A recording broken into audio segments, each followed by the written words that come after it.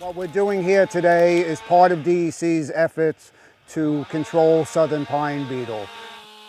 Rocky Point Pine Barrens State Forest is DEC's largest landholding in the central Pine Barrens region. It's 6,000 acres, very important for the watershed, and we looked at if southern pine beetle got here, what it might potentially do. We had teams come in and mark trees.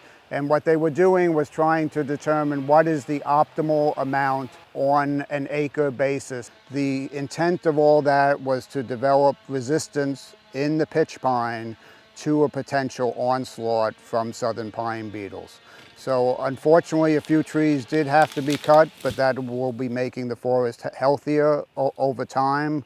And we are happy that Team Rubicon is helping us in this effort. Today we're doing a training operation, although we have a couple of already pre-trained sawyers who are out doing some cutting with the rangers out here. But the rest of the group is learning how to properly saw in a very safe manner and to do so that they're ready to respond to disasters, not only here on Long Island, but also around the country. Team Rubicon is a veterans-based volunteer disaster response organization nationwide. We have over 130,000 volunteers composed of veterans, EMS personnel, and also civilians.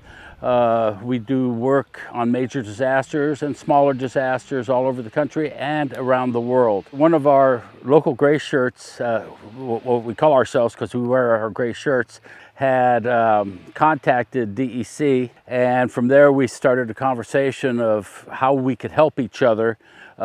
Number one, to build up a cadre of sawyers here on the island, and also to how we could help DEC. So DEC let us know that they're having a problem with the southern pine beetle here in the central pine barrens, and I said that's a perfect place to go. And they said that's a perfect place to go, and we're here today sawing and learning how to saw at the same time. You know, this is a great way for veterans to be able to continue their service to their country, this time serving their local communities.